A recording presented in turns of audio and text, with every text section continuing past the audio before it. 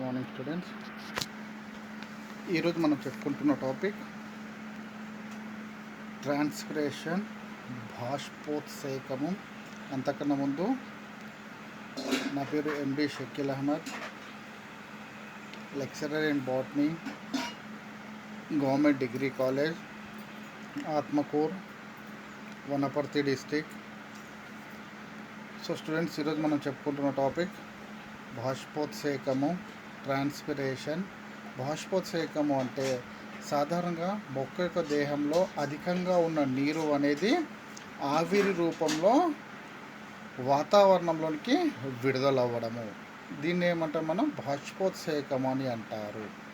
Okay, బాష్పోత్సేకం అంటే మొక్క తమ యొక్క వాయుగత భాగాల నుంచి నీటిని ఆవిరి రూపంలో కోల్పోవడాన్నే బాష్పోత్సేకము అని అంటారు. మొక్క తమ యొక్క వాయుగత భాగాలు అంటే వాయుగత భాగాలు అంటే సాధారణంగా పత్రరంధ్ర భాగం కానీ, అవభాసిని కానీ, వాయురంధ్రాలు కానీ, వీటిని ఏమంటే మనం మొక్క యొక్క వాయుగత భాగాలు అని అంటారు. సో మొక్క తమ యొక్క వాయుగత భాగాల ద్వారా నీటిని ఆవిరి రూపంలో వాతావరణంలోనికి కోల్పోవడాన్ని బాష్పోత్సేకం అని అంటారు.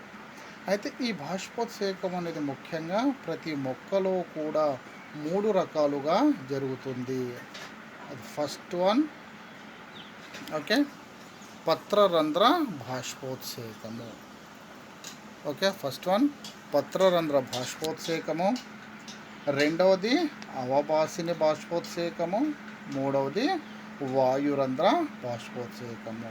సో ఈ విధంగా మొక్కల్లో బాష్పోత్సేకం అనేది ముఖ్యంగా 3 రకాలుగా జరుగుతుంది. ఒకటి పత్రరంధ్ర బాష్పోత్సేకము, రెండవది అవభాసిని బాష్పోత్సేకము, మరియు మూడవది వాయురంధ్ర బాష్పోత్సేకము. ఆల్రెడీగా మనము బాష్పోత్సేకం యొక్క డెఫినేషన్ చెప్పుకున్నాం. మళ్ళీ ఒకసారి వినండి. బాష్పోత్సేకము లేదా ట్రాన్స్పిరేషన్ అంటే మొక్క తమ యొక్క వాయుగత భాగాల ద్వారా నీటిని వాతావరణంలోనికి కోల్పోవడాన్నే బాష్పోత్సేకం అని అంటారు. అయితే ఈ బాష్పోత్సేకం అనేది ముఖ్యంగా 3 రకాలుగా జరుగుతుంది. ఒకటి పత్రరంధ్ర బాష్పోత్సేకము, రెండవది అవభాసిని బాష్పోత్సేకము, మూడవది వాయురంధ్ర బాష్పోత్సేకము. ఒకసారి పత్రరంధ్రం యొక్క డయాగ్రామ్ చూడండి. ఇక్కడ ఇది పత్రరంధ్రం యొక్క నిర్మాణము. ఓకే, చూడండి ఇక్కడ ప్రతి పత్రరంధ్రం యొక్క లోపలి ప్రదేశంలో క్లోరోప్లాస్ట్ హరిత రేణువులు ఉన్నవి. నెక్స్ట్ మరియు అనుబంధ కణాలు ఉన్నవి.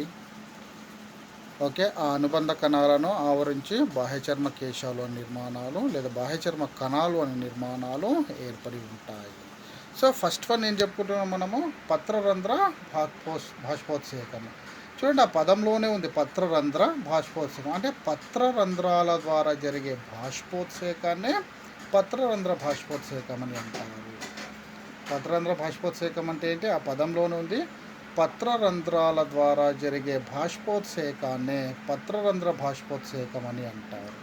సాధారణంగా ప్రతి మొక్కలో కూడా ఈ రకమైన బాష్పోత్సేకమే చాలా ఎక్కువగా జరుగుతుంది. అంటే ఎంత శాతం వరకు జరుగుతుందంటే ఇక్కడ చూడండి, మనం రాసుకున్నాం ఇక్కడ బ్రాకెట్లో 90% అని పెట్టుకున్నాం.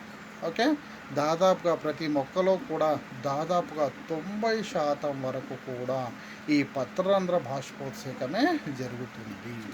ఓకే, ఫస్ట్ వన్ ఏంటి? పత్రరంధ్ర బాష్పోత్సేకం. మొక్కలో ఉండే లేదా మొక్క యొక్క బాహ్య చర్మంలో ఉండే పత్రరంధ్రాల ద్వారా జరిగే బాష్పోత్సేకాన్ని పత్రరంధ్ర బాష్పోత్సేకం అని అంటారు. అయితే ఈ పత్రరంధ్ర బాష్పోత్సేకం అనేది దాదాపుగా ప్రతి మొక్కలో కూడా ఎక్కువ శాతంలో జరుగుతుంది. అంటే దాదాపుగా 90% అనేది ఈ పత్రరంధ్ర బాష్పోత్సేకమే జరుగుతుంది. రెండవది అవభాసిని బాష్పోత్సేకం. అవభాసిని బాష్పోత్సేకం అంటే మనం ఏం చెప్పుకుంటున్నాం ఇక్కడ? మనము మొక్క యొక్క బాహ్య చర్మం పైన లేదా మొక్క యొక్క వాయుగత భాగాల పైన ఉండే బాహ్య చర్మం పైన సాధారణంగా ఈ అవభాసిని అనేది ఏర్పడుతుంది. అయితే ఆ అవభాసిని ద్వారా జరిగే బాష్పోత్సేకాన్ని అవభాసిని బాష్పోత్సేకం అని అంటారు. లేదా డెఫినేషన్ ఈ విధంగా కూడా రాయొచ్చు. మొక్క యొక్క బాహ్య చర్మం పైన ఉండే అవభాసిని ద్వారా జరిగే బాష్పోత్సేకాన్ని అవభాసిని బాష్పోత్సేకం అని అంటారు. అయితే ఈ అవభాసిని బాష్పోత్సేకం అనేది మనం పత్రరంధ్ర బాష్పోత్సేకంతో పోల్చితే కొద్దిగా తక్కువ మొత్తంలో జరుగుతుంది. అంటే ప్రతి మొక్కలో కూడా ఈ అవభాసిని బాష్పోత్సేకం అనే దాదాపుగా 5 నుంచి 10% వరకు మాత్రమే అవభాసిని బాష్పోత్సేకం జరుగుతుంది.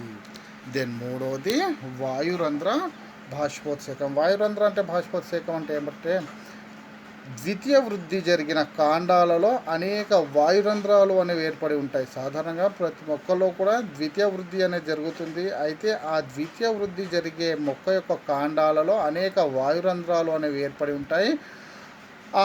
ఆ వాయురంధ్రాల ద్వారా జరిగే బాష్పోత్సేకాన్ని వాయురంధ్ర బాష్పోత్సేకం అని అంటారు. అయితే ఈ వాయురంధ్ర బాష్పోత్సేకం అనేది సాధారణంగా చాలా తక్కువగా జరుగుతుంది. అంటే ప్రతి మొక్కలో కూడా ఈ వాయురంధ్ర బాష్పోత్సేకం అనేది 1 నుంచి 2% వరకు మాత్రమే జరుగుతుంది. సో ఈ విధంగా బాష్పోత్సేకం అనేది ముఖ్యంగా 3 రకాలుగా ఏర్పడి ఉంటుంది. ఒకసారి మళ్ళీ వినండి.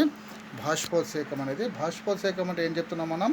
మొక్క అనేది తమ యొక్క వాయుగత భాగాల నుంచి తమ యొక్క దేహంలో ఉన్న అధికంగా ఉన్న నీటిని వాతావరణంలోనికి ఆవిరి రూపంలో కోల్పోవడాన్ని బాష్పోత్సేకం అని అంటారు. మొక్క తమ యొక్క వాయుగత భాగాల నుంచి నీటిని ఆవిరి రూపంలో వాతావరణంలోని కోల్పోవడాన్ని బాష్పోత్సేకం అని అంటారు. అయితే బాష్పోత్సేకం ముఖ్యంగా 3 రకాలుగా జరుగుతుంది. ఒకటి పత్రరంధ్ర బాష్పోత్సేకము, రెండవది అవభాసిని బాష్పోత్సేకము, మూడవది వాయురంధ్ర బాష్పోత్సేకం. ఇక్కడ చూడండి, ఆల్రెడీగా మనం పత్రరంధ్రం యొక్క డయాగ్రామ్ చూసినాం. ఇక్కడ పత్రరంధ్రం అనేది తెరవబడి ఉన్నది. ప్రతి పత్రరంధ్రంలో కూడా చక్కెర పదార్థాలు, హరిత రేణువులు, అనుబంధ కణాల నిర్మాణాలు ఏర్పడతాయి. మనం నెక్స్ట్ చెప్పుకున్న టాపిక్లో పత్రరంధ్రం యొక్క నిర్మాణం గురించి చెప్పుకుందాం. ఓకే, సో ఈ పత్రరంధ్ర బాష్పోత్సేకం అంటే ఏం చెప్తున్నాం మనము? మొక్కలో ఉండే పత్రరంధ్రాల ద్వారా జరిగే బాష్పోత్సేకాన్ని పత్రరంధ్ర బాష్పోత్సేకం అని అంటారు. అయితే ఈ పత్రరంధ్ర బాష్పోత్సేకం అనేది ప్రతి మొక్కలో కూడా దాదాపుగా 90% వరకు జరుగుతుంది. రెండవ బాష్పోత్సేకమే అవభాసిని బాష్పోత్సేకము. మొక్క యొక్క బాహ్య చర్మం పైన ఉండే అవభాసిని ద్వారా జరిగే బాష్పోత్సేకాన్ని అవభాసిని బాష్పోత్సేకం అని అంటారు. అయితే ఈ అవభాసిని బాష్పోత్సేకం అనేది తక్కువ మొత్తంలో జరుగుతుంది. అంటే 5 నుంచి 10% వరకు మాత్రమే అవభాసిని బాష్పోత్సేకం జరుగుతుంది. మూడవ బాష్పోత్సేకం వాయురంధ్ర బాష్పోత్సేకం. సాధారణంగా ద్వితీయ వృద్ధి జరిపే కాండాల్లో ఈ రకమైన బాష్పోత్సేకమే ఎక్కువగా జరుగుతుంది. అంటే ద్వితీయ వృద్ధి జరిపే కాండాలలో అనేక వాయురంధ్రాలు ఏర్పడి ఉంటాయి. అయితే ఆ వాయురంధ్రాల ద్వారా జరిగే బాష్పోత్సేకాన్ని వాయురంధ్ర బాష్పోత్సేకం అని అంటారు. అయితే ఈ వాయురంధ్ర బాష్పోత్సేకం అనేది ప్రతి మొక్కలో కూడా 1-2% వరకు మాత్రమే జరుగుతుంది. సో ఇప్పుడు మనం చెప్పుకునే టాపిక్ పత్రరంధ్రం యొక్క నిర్మాణము. చూడండి, పత్రరంధ్రాలు అంటే సాధారణంగా ఈ విధంగా ఏర్పడి ఉంటుంది. పత్రరంధ్రము నిర్మాణము. Opening and closing of stomata. అంటే పత్రరంధ్రము ముడుచుకొని పోవడం, రెండవది తెరుచుకొని ఉండడము. ఓకే, చూడండి, ఇక్కడ మనం డయాగ్రామ్స్ రూపంలో చెప్పుకుంటే నెంబర్ 1 న్యూక్లియస్. కేంద్రకము. 1 న్యూక్లియస్ కేంద్రకము. రెండవది క్లోరోప్లాస్ట్ హరిత రేణువులు. మూడవది వ్యాక్యూల్ రిక్తికలు. దెన్ నాలుగవది చూడండి ఇక్కడ గార్డ్ సెల్ అనుబంధ కణాలు. Then 5th one కణకవచము. సో ఈ విధంగా ప్రతి పత్రరంధ్రంలో కూడా ముఖ్యంగా 5 భాగాలు ఉంటాయి. కేంద్రకము, హరిత రేణువులు, రిక్తికలు, అనుబంధ కణాలు మరియు కణకవచము. సో ఇప్పుడు మనం చెప్పుకుంటున్న టాపిక్ పత్రరంధ్రం యొక్క నిర్మాణము. సో చూడండి, ఇక్కడ పత్రరంధ్రం యొక్క నిర్మాణము లేదా పత్రరంధ్ర సంక్లిష్టమని కూడా అంటారు. చూడండి, వీటిని మన పత్రరంధ్రం కూడా అంటే ఆల్రెడీగా చెప్పుకున్నాం మనం. మొక్క వాయుగత భాగాల్లో బాహ్య చర్మ పొరలో ఉండే లేదా మొక్క యొక్క బాహ్య చర్మంలో ఉండే నిర్మాణాలనే ఏమంటారు ఇక్కడ మనం పత్రరంధ్రాలు అని అంటారు. అయితే ఈ పత్రరంధ్రాన్ని మనము ఇంకో పేరుతో స్టోమా అని కూడా అంటారు. అయితే ప్రతి పత్రరంధ్రాన్ని ఆవరించి కూడా 2 బాహ్య చర్మ కణాలు ఉంటాయి, వీటినే రక్షక కణాలు అని అంటారు. వీటినే రక్షక కణాలు లేదా గార్డ్ సెల్స్ అని అంటారు. ఫస్ట్ ఏంటి, మొక్క యొక్క వాయుగత భాగాలలోని బాహ్య చర్మంలో ఉండే రంధ్రాలనే పత్రరంధ్రాలు అని అంటారు. అయితే ఈ పత్రరంధ్రాలనే మనము ఇంగ్లీష్లో అయితే స్టోమా అని పిలుస్తాం. ప్రతి పత్రరంధ్రంను ఆవరించు రెండు ప్రత్యేకమైన బాహ్య చర్మ కణాలు ఉంటాయి. ఆ రెండు ప్రత్యేకమైన బాహ్య చర్మ కణాలను మనము రక్షక కణాలు లేదా గార్డ్ సెల్స్ అని అంటారు. అయితే ఈ రక్షక కణాలు లేదా గార్డ్ సెల్స్ అనేటివి మనం ఒకవేళ ద్విదళ బీజాలను ఏకదళ బీజాలను తీసుకుంటే ఈ పత్రరంధ్రాలు అంటే వివిధ ఆకారాలలో ఏర్పడి ఉంటాయి. ఓకే, ఒకవేళ మనం ద్విదళ బీజాలను తీసుకుంటే ఆ ద్విదళ బీజాలలో ఏమవుతుందంటే ఈ పత్రరంధ్రం యొక్క నిర్మాణం అనేది చిక్కుడు గింజ ఆకారంలో లేదా కిడ్నీ షేప్లో ఏర్పడి ఉంటుంది. ఓకే, ద్విదళ బీజాల్లో రక్షక కణాలు చిక్కుడు గింజ ఆకారంలో ఏర్పడి ఉంటాయి. ఒకవేళ ఏకదళ బీజాలను తీసుకుంటే ఆ ఏకదళ బీజాలలో పత్రరంధ్రాలు అనేవి ముద్గారాకారము లేదా జనరల్గా డంబుల్ షేప్లో ఏర్పడి ఉంటాయి. ఇక్కడ చూడండి, మనం పత్రరంధ్రం యొక్క నిర్మాణాన్ని పరిశీలిస్తే సాధారణంగా ప్రతి పత్రరంధ్రంలో కూడా అనేక హరిత రేణువులు ఉంటాయని చెప్పుకున్నాం మనం క్లోరోప్లాస్ట్లో. చూడండి, ఇక్కడ ఈ హరిత రేణువులు ఉండడం వల్ల ఏమవుతుందంటే సాధారణంగా ఇవి కిరణజన్య సంయోగక్రియ ద్వారా ఆహార పదార్థాలను తయారు చేసుకుంటాయి. అయితే ఇంకోటి ఏమంటే రక్షక కణాలను లేదా గార్డ్ సెల్స్ను ఆవరించుకొని ప్రత్యేకమైన బాహ్య చర్మ కణాలు ఉంటాయి. వీటిని ఏమంటామంటే అనుబంధ కణాలు అని అంటారు లేదా సబ్సిడరీ సెల్స్ అని అంటారు. అయితే ఈ రక్షక కణాలు మరియు అనుబంధ కణాలు వీటినన్నింటినీ కలిపే ఏమంటామంటే పత్రరంధ్ర సంక్లిష్టము అని అంటారు. పత్రరంధ్ర సంక్లిష్టం అంటే ఏమంటే సాధారణంగా పత్రరంధ్రంలో ఉండే రక్షక కణాలు మరియు అనుబంధ కణాలు ఈ రెండింటిని కలిపే పత్రరంధ్ర సంక్లిష్టము లేదా స్టొమాటల్ కాంప్లెక్స్ అని అంటారు. ఓకే, అయితే కొన్ని రకాల పత్రరంధ్రాలు ఏమంటే ఎడారి మొక్కల్లో కొన్ని పత్రరంధ్రాలు అంటే బాగా లోపలి ప్రదేశంలో దిగబడి ఉంటాయి కాబట్టి ఇటువంటి పత్రరంధ్రాలనే దిగబడిన పత్రరంధ్రాలు అని అంటారు. మరియు కొన్ని పత్రరంధ్రాల యొక్క అడుగు భాగంలో ఖాళీ ప్రదేశం ఉంటుంది, దీన్నే ఉపపత్రరంధ్ర కుహరం అని అంటారు. అయితే సాధారణంగా కూడా చూడండి, పత్రరంధ్రాలు అనేటివి పగటి పూట తెరుచుకొని ఉండి రాత్రిపూట ముడుచుకొని ఉంటాయి. ఒకవేళ పత్రరంధ్రాలు వంటి పగటిపూట తెరుచుకొని రాత్రిపూట ముడుచుకొని ఉంటే అటువంటి చలనాలను ఫోటో యాక్టివ్ చలనాలు అని అంటారు. ఒకవేళ పత్రరంధ్రాలు అనేవి పగటిపూట ముడుచుకొని ఉండి రాత్రిపూట తెరుచుకొని ఉంటే అటువంటి చలనాలను స్కాటో యాక్టివ్ చలనాలు అని అంటారు. ఓకే, సో ఇది పత్రరంధ్రం యొక్క నిర్మాణం. ముందుగా బాష్పోత్సేకం అనగానేమి మరియు ఆ బాష్పోత్సేకం అనేది మొక్కల్లో ఎన్ని రకాలుగా జరుగుతాయి. ఓకే, ఆల్రెడీగా చెప్పుకున్నాం మనము. బాష్పోత్సేకం ముఖ్యంగా 3 రకాలుగా జరుగుతుంది. ఒకటి పత్రరంధ్ర బాష్పోత్సేకము, రెండవది వాయురంధ్ర బాష్పోత్సేకము, దెన్ మూడవది అవభాసిని బాష్పోత్సేకము. పత్రరంధ్రాల ద్వారా జరిగే బాష్పోత్సేకాన్ని పత్రరంధ్ర బాష్పోత్సేకము, వాయురంధ్రాల ద్వారా జరిగే బాష్పోత్సేకాన్ని వాయురంధ్ర బాష్పోత్సేకము, అవభాసిని ద్వారా జరిగే బాష్పోత్సేకాన్ని అవభాసిని బాష్పోత్సేకం అని అంటారు.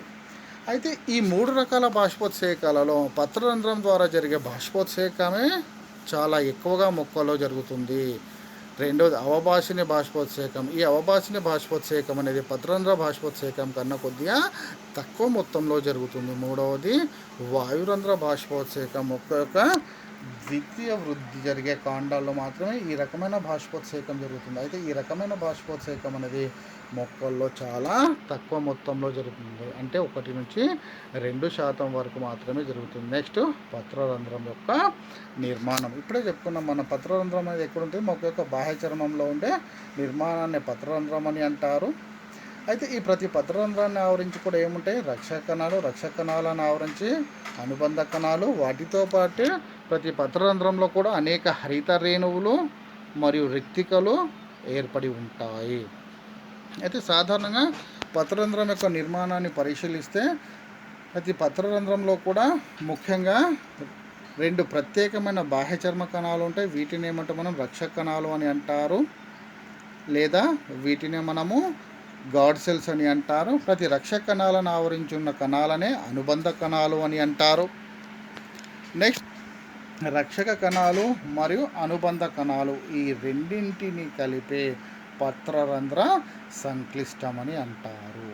ఓకే, అయితే సాధారణంగా ఈ పత్రరంధ్రాలు అనేటివి పగటిపూట తెరుచుకొని ఉంటాయి మరియు రాత్రిపూట ముడుచుకొని ఉంటాయి.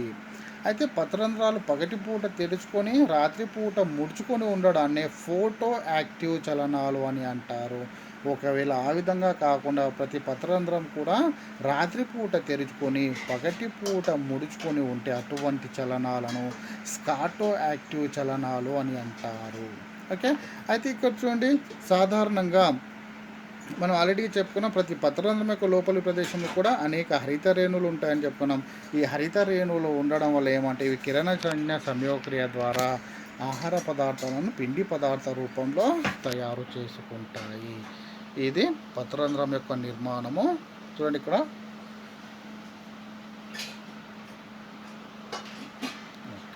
నెక్స్ట్ చెప్పుకునే టాపిక్ గ్లైకాలిసిస్ వలయము. ఈ గ్లైకాలిసిస్ వలయం కూడా మనకు చాలా ఇంపార్టెంట్ టాపిక్. ఓకే ఓకే గ్లైకాలిసిస్ వలయం ముఖ్యంగా 10 చర్యలలో జరుగుతుంది. ఒకటి గ్లూకోజ్, దాన్నే ఫాస్ఫోరిలేషన్ అని అంటాం.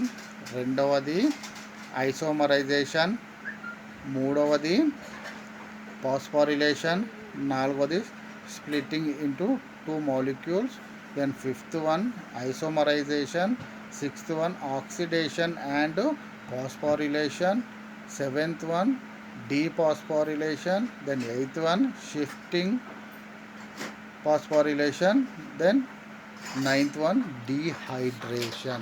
Okay, then 10th one dephosphorylation. So ఇప్పుడు మనం చెప్పుకుంటున్న టాపిక్ ఓకే గ్లైకాలిసిస్ వలయం. ఓకే, ఈ గ్లైకాలిసిస్ వలయం కూడా చాలా ఇంపార్టెంట్ టాపిక్ అన్నమాట.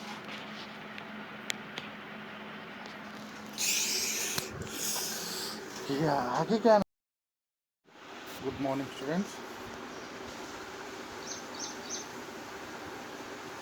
My name is MD Shakeel Ahmed, lecturer in botany, government degree college Atmakur.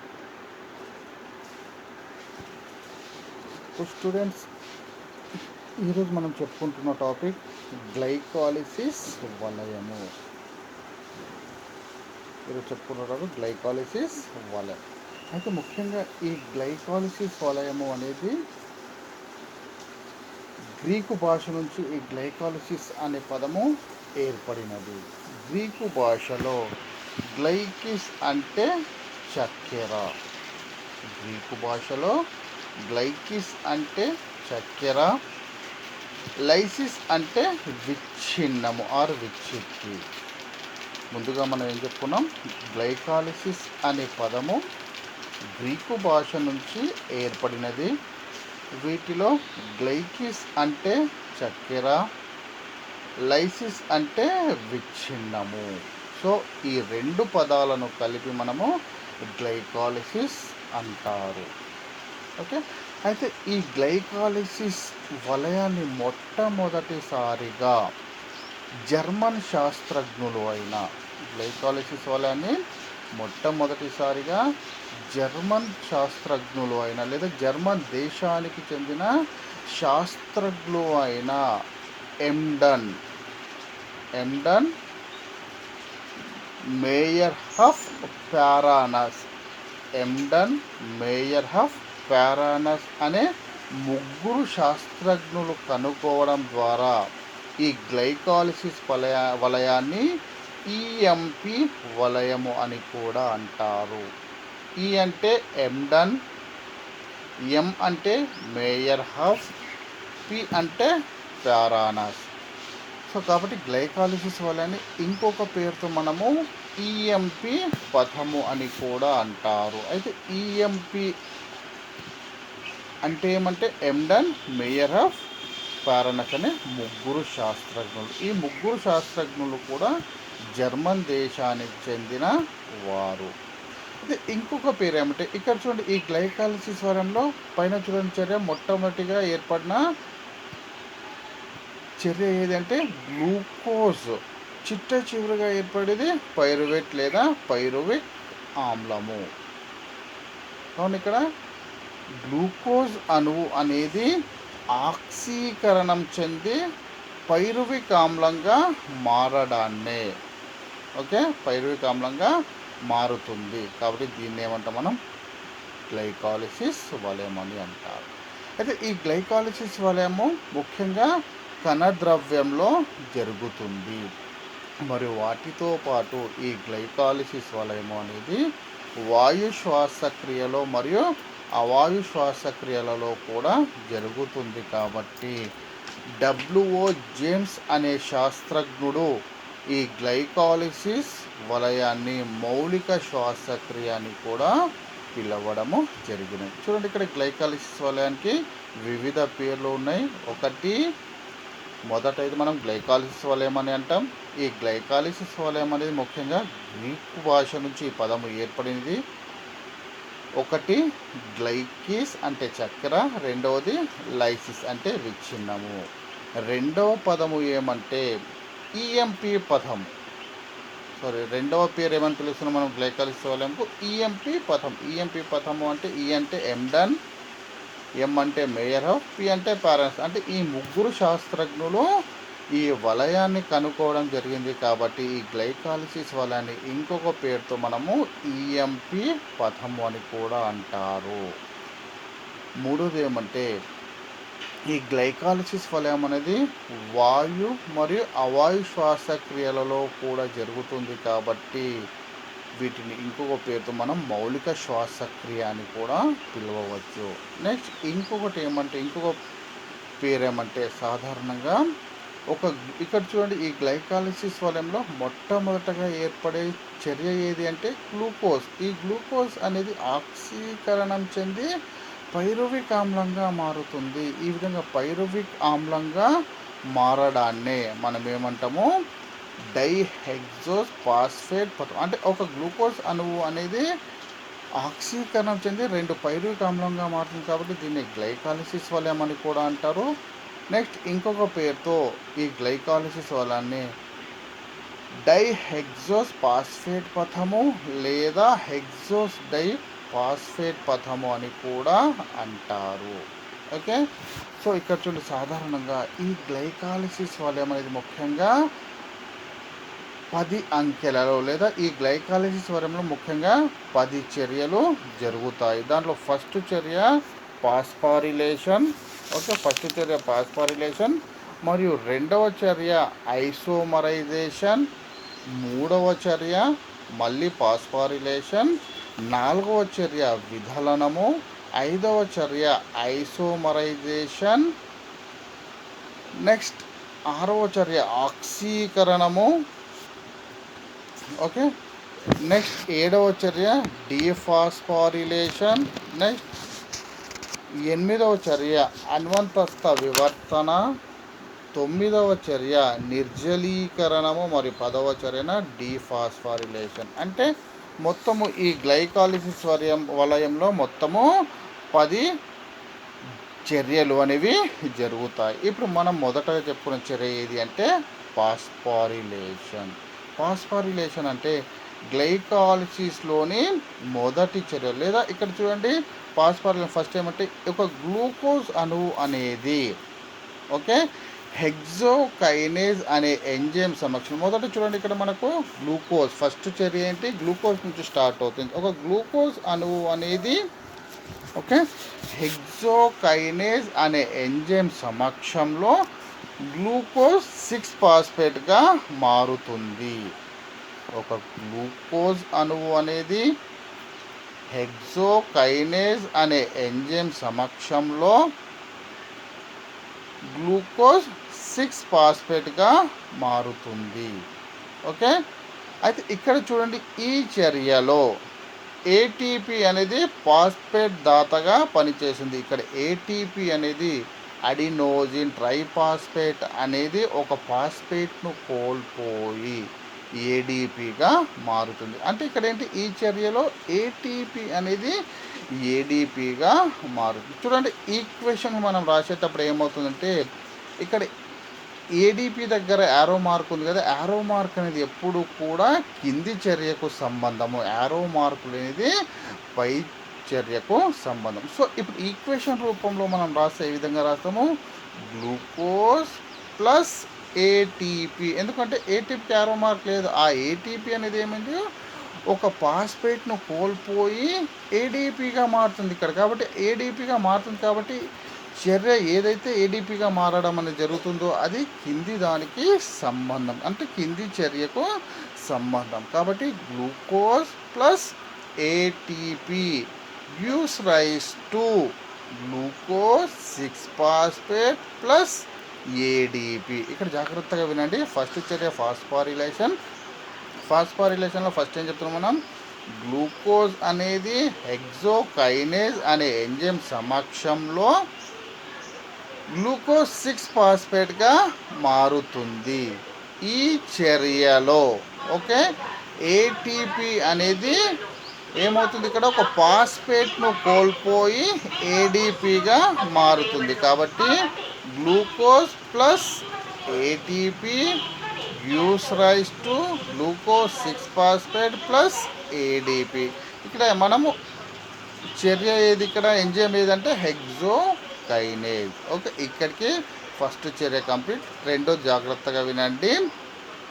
Okay, రెండో చర్య ఏమని చెప్పుకుంటున్నాం ఇక్కడ మనము, ఐసోమరైజేషన్. అంటే ఇక్కడ ఏమని రాస్తాం మనం, గ్లూకోజ్ 6-ఫాస్ఫేట్ అనేది గ్లూకో ఐసోమరేజ్ లేదా పాస్పోహెక్సోజ్ ఐసోమరేజ్ అనే ఎంజైమ్ సమక్షంలో ఫ్రక్టోజ్ 6-ఫాస్ఫేట్గా మారుతుంది. ఓకే, ఇక్కడ ఏం రాస్తున్నాం మనం, రెండవ చర్య ఐసోమరైజేషన్. గ్లూకోజ్ 6-ఫాస్ఫేట్ అనేది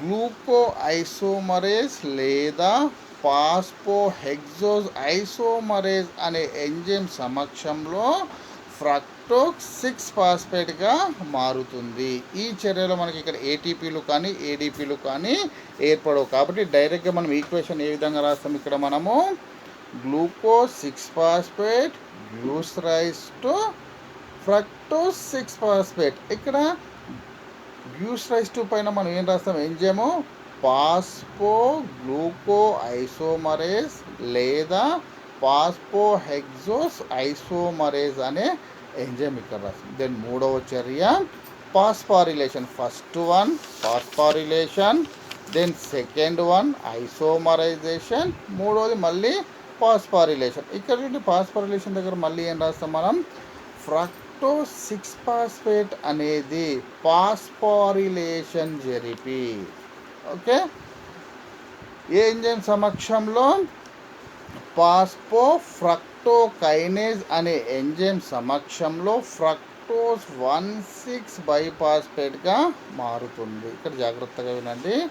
ఫ్రక్టోజ్ 6-ఫాస్ఫేట్ అనేది ఫాస్ఫారిలేషన్ చెంది పాస్పోఫ్రక్టోకైనేజ్ అనే ఎంజైమ్ సమక్షంలో ఫ్రక్టోజ్ 1,6-బైఫాస్ఫేట్గా మారుతుంది. ఇక్కడ చూడండి, ఈ చర్యలో కూడా ఏటీపీ అనేది దాతగా పనిచేస్తుంది. కాబట్టి ఇక్కడ ఏటీపీ అనేది ఒక ఫాస్ఫేట్ను కోల్పోయి ఏడిపిగా మారుతుంది. ఇప్పుడు ఈక్వేషన్ ఎట్లా రాస్తాం మనం, ఇక్కడ జాగ్రత్తగా చూడండి. Fructose six phosphate plus ATP gives rise to, అక్కడ గివ్స్ రైస్ టు పైన మనం ఎంజైమ్ ఏది రాస్తాం మనం, పాస్పోఫ్రక్టోకైనేజ్. ఓకే, సో కాబట్టి fructose six phosphate plus ATP enzyme phosphofructokinase. ఇక్కడ చర్య ఏమి ఏర్పడుతుంది మనకు, ఫ్రక్టోజ్ 1,6-బైఫాస్ఫేట్ plus ADP. Okay, then next fructose 1,6-బైఫాస్ఫేట్ అని ఇక్కడ చూడండి, క్లీవేజ్ ఆర్ విధలనము చెందుతుంది. ఇక్కడ మనకు నెక్స్ట్ చర్య ఇది విధలన చర్య. సో కాబట్టి first one phosphorylation, second one isomerization. Phosphorylation అంటే ఏంటి, గ్లూకోజ్ నుంచి గ్లూకోజ్ 6-ఫాస్ఫేట్. ఐసోమరైజేషన్ అయితే గ్లూకోజ్ 6-ఫాస్ఫేట్ నుంచి ఫ్రక్టోజ్ 6-ఫాస్ఫేట్. నెక్స్ట్ మళ్ళీ పాస్పారిలేషన్ అయితే ఫ్రక్టోజ్ 6 ఫాస్ఫేట్ నుంచి ఫ్రక్టోజ్ 1,6 బైఫాస్ఫేట్. ఇప్పుడు ఫ్రక్టోజ్ 1,6 బైఫాస్ఫేట్ గురించి చదువుకుంటున్నాం మనం. ఇక్కడ ఇది విధలన చర్యలు జరుగుతుంది కాబట్టి ఫ్రక్టోజ్ 1,6 బైఫాస్ఫేట్ అనేది ఆల్డలోజ్ అనే ఎంజైమ్ సమక్షంలో ఇక్కడ ఏ విధంగా మారుతుంది, గ్లిజరాల్డిహైడ్ 3 ఫాస్ఫేట్ మరియు డైహైడ్రాక్సీ ఎసిటోన్ ఫాస్ఫేట్లుగా విధలనం చెందుతాయి. ఇక్కడ జాగ్రత్తగా వినండి.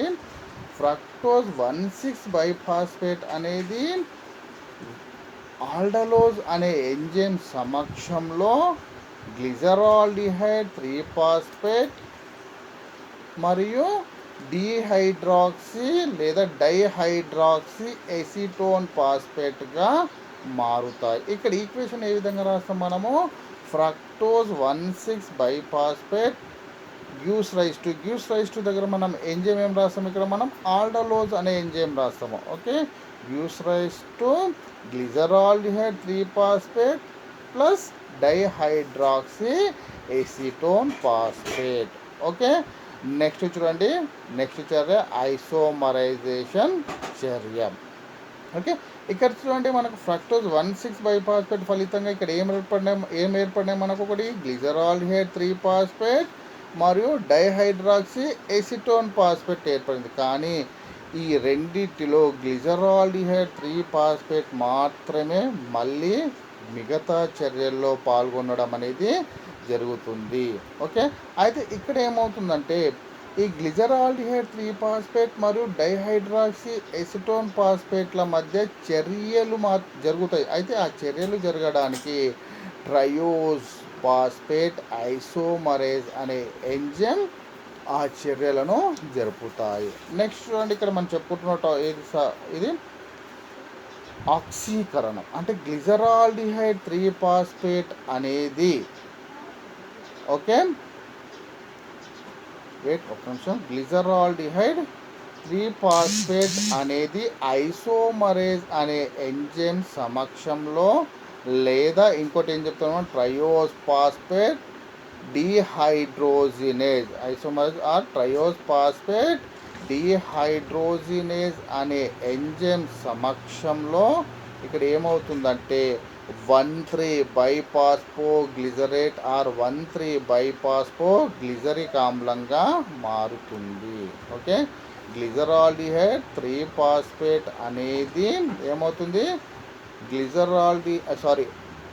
ఐసోమరేజ్ లేదా ట్రయోజ్ ఫాస్ఫేట్ ఐసోమరేజ్ ఆ ట్రయోజ్ ఫాస్ఫేట్ డిహైడ్రోజినేజ్ అనే ఎంజైమ్ సమక్షంలో 1,3 బైఫాస్ఫో గ్లిజరిక్ ఆమ్లము లేదా 1,3 బైఫాస్ఫో గ్లిజరేట్గా మారుతుంది. ఈ చర్యలో 2NAD+ అనేది 2NADH+ 2H+లుగా మారుతాయి. ఓకే, సో ఇక్కడ ఈక్వేషన్ రాస్తే ఏ విధంగా రాస్తాం మనము, glyceraldehyde 3 phosphate plus 2NAD+, okay gives rise to దగ్గర మనం ఏం రాస్తాం, ఎంజైమ్ పేరు రాస్తాం మనం, glyceraldehyde 3 phosphate dehydrogenase gives rise to తర్వాత 1,3 బైఫాస్ఫో గ్లిజరిక్ ఆమ్లము ప్లస్ 2NADH+ 2H+. నెక్స్ట్ చర్యలో ఏమవుతుందంటే చూడండి, ఆ చర్యను మనం డీపాస్ఫారిలేషన్ చర్య అని అంటాం. అయితే ఈ చర్యలో 1,3 బైఫాస్ఫో గ్లిజరిక్ ఆమ్లము లేదా ఇక్కడ చూడండి 1,3 బైఫాస్ఫో గ్లిజరిక్ ఆమ్లం లేదా దీన్నే 1,3 BPGA, బి అంటే బై, పి అంటే ఫాస్ఫో, జి అంటే గ్లిజరిక్, ఏ అంటే యాసిడ్. 1,3 బైఫాస్ఫో గ్లిజరిక్ ఆమ్లాన్ని మనము 1,3 BPG అని కూడా రాయవచ్చు. సో కాబట్టి 1,3 బైఫాస్ఫో గ్లిజరిక్ ఆమ్లము అనేది ఫాస్ఫోగ్లిజరోకైనేజ్ అనే ఎంజైమ్ సమక్షంలో ఇక్కడ ఏమవుతుందంటే ఒక ఫాస్ఫేట్ను కోల్పోయి, ఓకే 1,3 బైఫాస్ఫో గ్లిజరిక్ ఆమ్లం అనేది ఫాస్ఫోగ్లిజరోకైనేజ్ అనే ఎంజైమ్ సమక్షంలో ఒక ఫాస్ఫేట్ను కోల్పోయి 3-పాస్ఫోగ్లిజరిక్ ఆమ్లంగా మారుతుంది. 3-పాస్ఫోగ్లిజరిక్ ఆమ్లాన్ని మనం ఇంకో విధంగా 3PGA అని కూడా వ్రాయవచ్చు. పైన 1,3-బైపాస్ఫోగ్లిజరిక్ ఆమ్లాన్ని మనము 1,3-BPGA అని రాసుకున్నాం మనం. అదేవిధంగా 3-పాస్ఫోగ్లిజరిక్ ఆమ్లాన్ని 3PGAగా కూడా వ్రాయవచ్చు. మళ్ళీ ఒకసారి వినండి. 1,3-బైపాస్ఫోగ్లిజరిక్ ఆమ్లము అనేది పాస్ఫోగ్లిజరోకైనేజ్ అనే ఎంజైమ్ సమక్షంలో ఒక పాస్పేట్ అణువును కోల్పోయి 3-పాస్ఫోగ్లిజరిక్ ఆమ్లంగా మారుతుంది. ఈ చర్యలో 2-ADP అనేది 2-ATPగా మారుతుంది. ఇక్కడ ADP అంటే అడినోజిన్ ట్రైఫాస్ఫేట్లోని ఒక పాస్పేట్ను కోల్పోయి ఇది 2-ATPగా మారుతుంది. ఇక్కడ చూడండి, మనం ఈక్వేషన్ ఏ విధంగా రాస్తాం? మనం 1,3-బైపాస్ఫోగ్లిజరిక్ ఆమ్లము plus 2-ADP gives rise to three phosphoglyceric ఆమ్లం. ఇక్కడ ఎంజైమ్ అయితే phosphoglycerokinase. Next 3PGA plus ATP or 2-ATP. Then next చర్య అన్వంతస్థ వివర్తన. సో ఇక్కడ చూడండి, 3-పాస్ఫోగ్లిజరిక్ ఆమ్లము అనేది ఇనలోజ్ అనే ఎంజైమ్ సమక్షంలో 3-పాస్ఫోగ్లిజరిక్ ఆమ్లము అనేది ఎనలోజ్ అనే ఎంజైమ్ సమక్షంలో ఒక నీటి అణువును కోల్పోయి పాస్ఫోఇనాల్ పైరువిక్ ఆమ్లంగా మారుతుంది, లేదా పాస్ఫోఇనాల్ పైరువేట్గా మారుతుంది. ఆ పాస్ఫోఇనాల్ పైరువిక్ ఆమ్లాన్ని మనం PEP అని కూడా వ్రాయవచ్చు. P అంటే పాస్ఫో, E అంటే ఇనాల్, P అంటే పైరువిక్ ఆమ్లము. సో పాస్ఫోఇనాల్ పైరువిక్ ఆమ్లంగా మారుతుంది. సో ఇక్కడ ఏం రాస్తున్నాం మనము? 2-పాస్ఫోగ్లిజరిక్ ఆమ్లము అనేది ఇనలోజ్ అనే ఎంజైమ్ సమక్షంలో ఒక నీటి అణువును కోల్పోయి ఏ విధంగా మాత్రమే పాస్ఫోఇనాల్ పైరువిక్ ఆమ్లాన్ని ఏర్పరుస్తుంది, లేదా PEPగా మారుతుంది. ఇప్పుడు ఈక్వేషన్ ఏ విధంగా రాస్తాం మనము? 2-పాస్ఫోగ్లిజరిక్ ఆమ్లము నెక్స్ట్ ఇక్కడ ఏం చేస్తాం మనం? గివ్స్ రైజ్ టు ఎనలోజ్, ఎంజైమ్ అయితే ఇనలోజ్, డైరెక్ట్గా రాసేస్తాం పాస్ఫోఇనాల్ పైరువిక్ ఆమ్లము.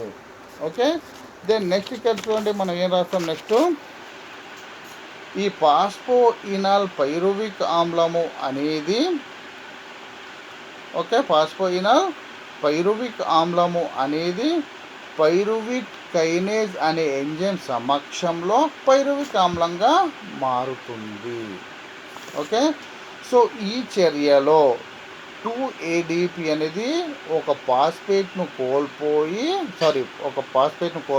2-ATPగా మారుతుంది. అంటే 2-ADP అనేది 2-ATPగా మారుతుంది. సో కాబట్టి ఇక్కడ మనము గ్లైకాలిసిస్ వలని ఇంకో పేరుతో ఏమని చెప్పుకున్నాం మనము? గ్లైకాలిసిస్ వలని ఇంకొక పేరుతో మనము డైహెక్సాస్ ఫాస్ఫేట్ పథం అని కూడా అన్నాం. గ్లైకాలిసిస్ అంటే డెఫినేషన్ ఏంటి? ఒక గ్లూకోజ్ అణువు నుంచి చర్య ప్రారంభమై చివరిగా పైరువిక్ ఆమ్లం ఏర్పడింది. అంటే ఒక గ్లూకోజ్ అణువు అనేది ఆక్సీకరణం చెంది 2 పైరువిక్ ఆమ్లంగా మారడం. అంటే ఒక గ్లూకోజ్తో స్టార్ట్ అయింది, పైరువిక్ ఆమ్లంతో పైరువేట్తో ఎండ్ అయింది. కాబట్టి దీన్ని మనము గ్లైకాలిసిస్ వలయం అని అంటారు. ఇక్కడ చూడండి, మనం క్లియర్గా ఇక్కడ మనకి ఈ డయాగ్రామ్లో ఉంది. ఈ గ్లైకాలిసిస్ వలయం అనేది ముఖ్యంగా 10 అంచెలలో జరిగే చర్య. ఒకటి గ్లూకోజ్, రెండోది గ్లూకోజ్ 6-ఫాస్ఫేట్, మూడోది ఫ్రక్టోజ్ 6-ఫాస్ఫేట్, నాలుగవది ఫ్రక్టోజ్ 1,6-బైఫాస్ఫేట్, ఐదవ చర్య ఏమంటే ఈ గ్లిజరాల్డిహైడ్ 3-ఫాస్ఫేట్ మరియు డైహైడ్రాక్సీ ఎసిటోన్ ఫాస్ఫేట్ల మధ్య చర్య. నెక్స్ట్ ఆరవది 1,3-బైపాస్ఫోగ్లిజరిక్ ఆమ్లము. నెక్స్ట్ 7వది 3-పాస్ఫోగ్లిజరిక్ ఆమ్లము. ఎనిమిదవది 2-పాస్ఫోగ్లిజరిక్ ఆమ్లము. నెక్స్ట్ పాస్ఫోఇనాల్ పైరువిక్ ఆమ్లం మరియు చివరిది పైరువిక్ ఆమ్లము. సో ఈ విధంగా గ్లైకాలిసిస్ వలయం అనేది ముఖ్యంగా 10 అంచెలలో జరిగే చర్య. అయితే ఇక్కడ చూడండి, ఇంకోటి ఏమంటే సాధారణంగా ఈ గ్లైకాలిసిస్ వలయంలో ఒక ప్రాముఖ్యత ఏమంటే ఈ గ్లైకాలిసిస్ వలయంలో మొత్తము 7 మరియు 10 చర్యల్లో అంటే దాదాపుగా ఈ గ్లైకాలిసిస్ వలయంలో మొత్తము 4 ఏటీపీలు ఏర్పడుతున్నాయి. ఒక ఏటీపీ అనేది వీటిలో గ్లూకోజ్ అంటే ఈ గ్లైకాలిసిస్ వలన మొత్తము 4 ఏటీపీలు ఏర్పడుతున్నాయి. ఒక ఏటీపీ అనేది జాగ్రత్తగా చూడండి గ్లూకోజ్ మరియు గ్లూకోజ్ 6 ఫాస్ఫేట్ మధ్య జరుగుతుంది. ఓకే, రెండవ ఏటీపీ అనేది ఎక్కడ ఏర్పడుతుంది? ఫ్రక్టోజ్ 6 ఫాస్ఫేట్ మరియు ఫ్రక్టోజ్ 1,6 బైఫాస్ఫేట్ మధ్య. మళ్ళీ మూడవ ఏటీపీ అనేది 1,3 బైఫాస్ఫోగ్లిజరిక్ ఆమ్లం మరియు 3 ఫాస్ఫోగ్లిజరిక్ ఆమ్లంలో ఇంకొక ఏటీపీ అనేది ఫాస్ఫోయినాల్ పైరువిక్ ఆమ్లము మరియు పైరువిక్ ఆమ్లం మధ్య జరుగుతుంది. అంటే ఈ గ్లైకాలిసిస్ వలయంలో మొత్తము 4 ఏటీపీలు మరియు అదేవిధంగా ఒక NADPH అనేది వినియోగింపబడడం అనేది జరుగుతుంది. సో ఇది గ్లైకాలిసిస్ వలయము. అయితే ఈ గ్లైకాలిసిస్ వలయం గురించి మనం ఇప్పుడు క్లియర్గా చెప్పుకున్నాం. మళ్ళీ రేపటి టాపిక్లో ఒక కొత్త వలయం గురించి మనము చెప్పుకుందాం. Okay, thank you.